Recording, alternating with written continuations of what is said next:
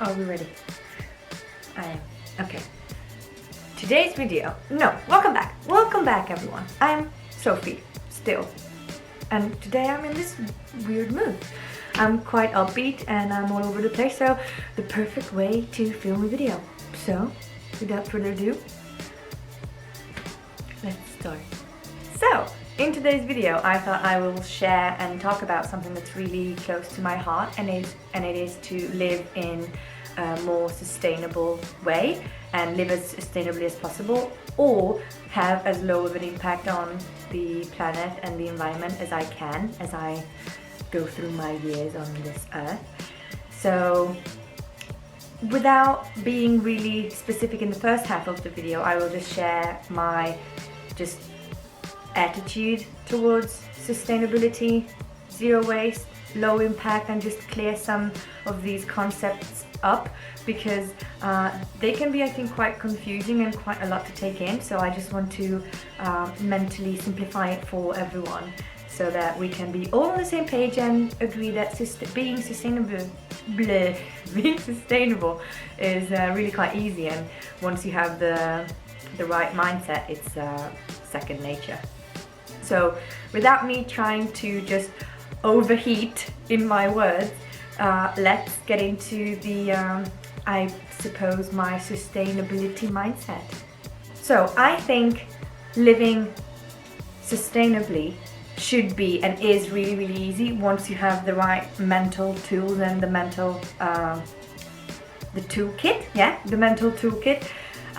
So I think sustainability starts in your head and starts in the day-to-day actions that you take and the actions that you don't take.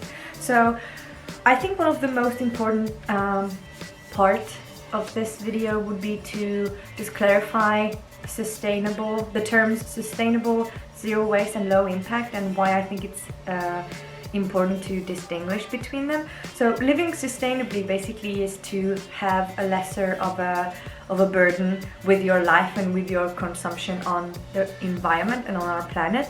So there are a couple of branches of this, but the very, I guess, hyped and bougie word is zero waste, and that's kind of the buzzword of this eco-friendly community on YouTube or Instagram, and there's a lot of videos on how to do zero waste and your zero waste starter kit, and I think it's a great concept. It's still a great concept, but it requires quite a black and white thinking, in my opinion, because in my opinion there's no such thing as zero waste. Anything you buy, anything extra you buy is waste. Anything, the tripod I'm using is going to be waste one day. The paper tissues I'm using every day are wasted. So I prefer to use and to stick to the word low impact. It's way easier to mentally digest and to understand and to stick to. It doesn't sound as rigid as zero waste, because I think once you try to truly be zero waste, you realize that there's no such thing as not wasting, because just you breathing is wasteful. You use up resources just by breathing, living, and just existing on the planet. So the absolute zero waste way of living would be not living at all. So let's just go with the term low impact.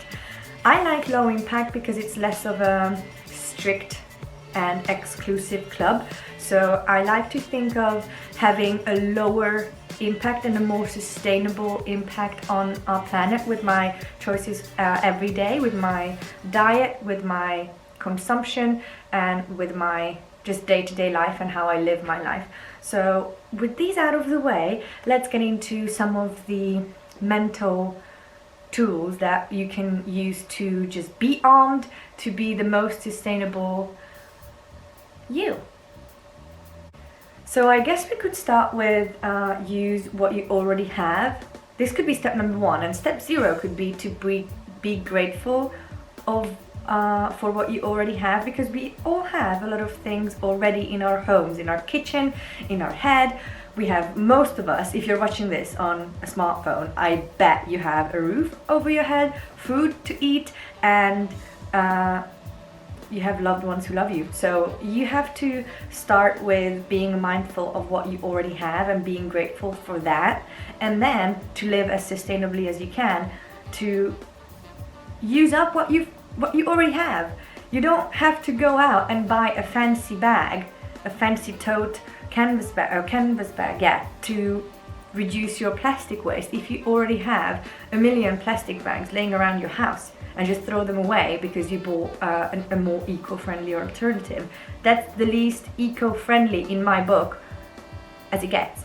So be grateful for what you already have and use up what you have. And once you are at a point where you are already finishing an item, or you see that you have something that needs to be replaced sooner, then I think it's really important to get into the habit of doing research, not even doing research first, if you really need to replace the item in the first place.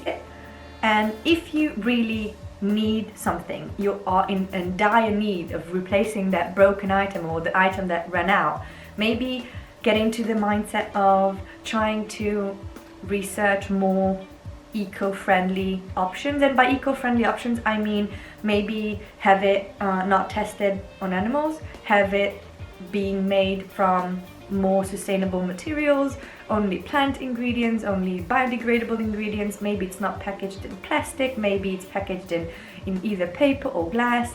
So there's a lot of different ways that you can go more sustainable and eco-friendly. I just watched David Attenborough's A Life on Our Planet on Netflix, and I really like watching these documentaries to just reignite my fire and just to remind myself that of my purpose and my values, and so that I can live them through thoroughly. I don't know. But I was really re-inspired by David's message. I think even if we can't do everything, that shouldn't stop us from doing something. And what is unacceptable in my book is doing nothing. Is doing nothing for the environment, is doing nothing for our health, and is doing nothing for the better good. And there's no such thing as too small of a deed. So I think every one of us has a responsibility first, but a chance to contribute to a greater good on a daily basis. And I really recommend for you to watch that documentary. I promise you, halfway through you want to kill yourself, but sit it through, because it's a really good one. And we have to face harsh reality. We have to face the harsh reality that we have not the nicest impact on the environment and on our beautiful earth. Without further rambling on the attitudes on sustainability and low impact living, I have a couple of really good tips for you, and I think you like them. I briefly touched on this in the beginning of the video, and it's to refuse plastic bags at all costs. Now, let me just tell you that if you pop down to the grocery store and you buy one apple, one banana, and maybe a couple of potatoes, you don't need single-use plastic bags to put every single produce in to take them home. Worst case scenario, you can get a bigger bag or ask for a paper bag and have these in one bag. They're not gonna poison each other, they're not gonna do anything, it's just gonna move on and just do their thing in just one bag. But please people, stop putting one single apple in a single-use plastic bag and 2 bananas in a single-use plastic bag. If I see that in a grocery store, my head explodes. And I'm normally a politically correct person and I don't approach the guy or the old lady, but stop doing that. Please stop doing that. The next thing you can consider doing is stop buying seasonal decorations. And what I mean by that is those cute reindeers for Christmas, Easter, oh no, you have Valentine's Day before Easter, Halloween, summer, fall, all these really nice, and now they're really cheap, decorations in Tesco's or Aldi or wherever you buy your groceries, and wherever you can see these plastic one-off seasonal decorations, just stop buying them.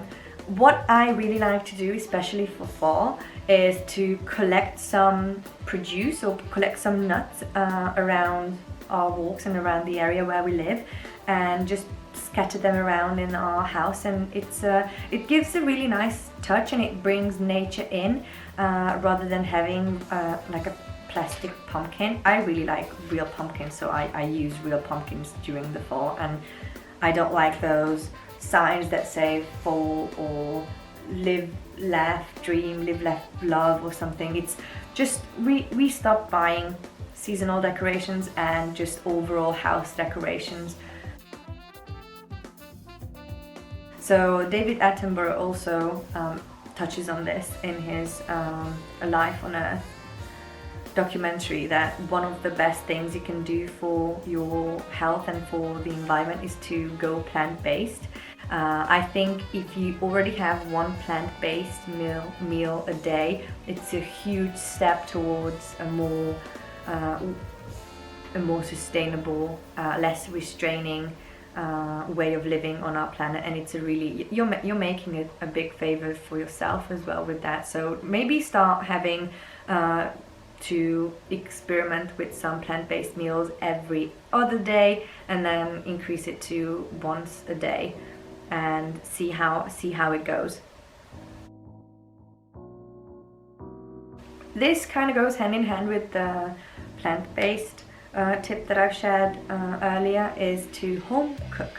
And the reason I say this is because we started only eating what we cook when the quarantine began, and we really soon realized that we've cut down on our expenses a lot, and every once in a while, maybe every 2 months, we will have a takeaway from a restaurant, and we are just astonished by the amount of packaging that they use when they package your food and you take it away. So a curry usually comes in double plastic containers so that it contains the heat, and then it's tin foiled, and then it's in a paper bag and in a plastic bag. And nowadays they started putting in just single-use plastic cutlery. So there's so much waste that goes into just one meal, and also it's usually really expensive to take away and to pay for takeaway. And also I don't know about you, but the portions are really small in my opinion. So cooking home really is budget friendly, and you're gonna cut down on your waste significantly, and you can cook as much as you like.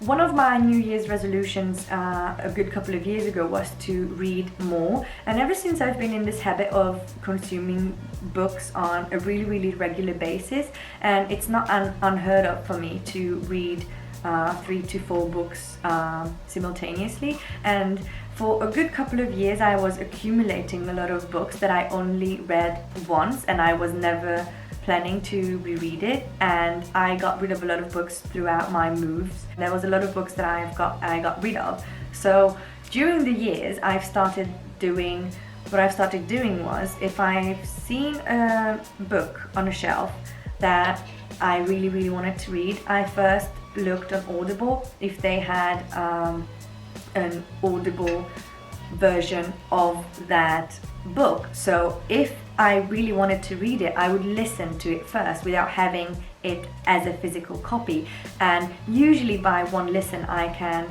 judge if I wanted to have that book forever, or it was a good one-time listen and I don't want the actual physical copy. Or a really good, an actual free alternative, but I don't think it's as expensive, well, depending on where you live. You can also check if the local library has the copy that you want to read. And I don't say stop buying books. What I'm saying is the first time you read the book, try to listen to it or try to borrow it from a library, so that you can decide if you really want the actual physical copy of the book to keep forever. I think I could do a book video on the actual physical copies of the books that I've decided to keep throughout the years to revisit. I think that would be a good video. Another really good tip, or another really good thing you can do that will reduce your waste considerably is to install any water filtration system at home so that you can take your water from home with you. Now, either if you're looking for a new fridge or you're moving and you're going to replace your fridge, look for one that has one of those water filtration systems built in. Ideally, that in my dream house we have one of those. But if not, you can look for something to put on your tap or just a jug. We have a Brita filter, and it's really nice to have a source of clean-ish water at home so that we are not restricted to tap water, and we can bring our water bottles everywhere with us already filled up, and wherever we are we just fill them up again. And it's reduced our waste considerably over the years, so we've been doing it for 3 years now, so just try installing any water filtration system, will help. I really hope that you've taken away some tips and just mental tools that will help you live more sustainably and think more sustainably. Let me know in the comments below here if you have any like mental hack for being more sustainable. I'd love to hear more on that, and also if I've forgotten something, or if there's something really obvious that's coming to your mind that you do every day to lower your impact on the environment, please also let me know in the comments below, and I think we could start this really nice conversation on how to hack our lives to be more sustainable and lower impact. So I really thank you if you've watched this video all the way to the end. You're a hero. I really hope it's not going to be a 20-minute long video. If you've watched all the way to the end, please consider subscribing and leave again a comment below on your tips on how you are being more sustainable.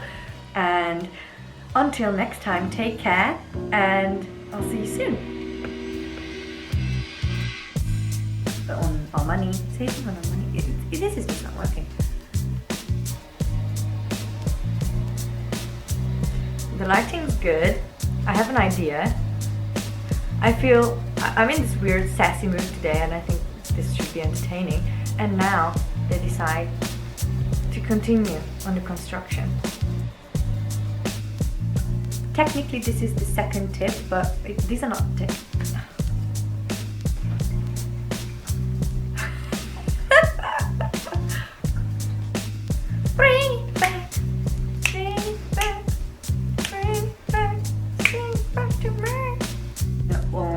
In an ebook, in an audible, oh geez.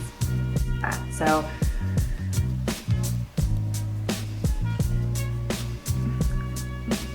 just go paperless.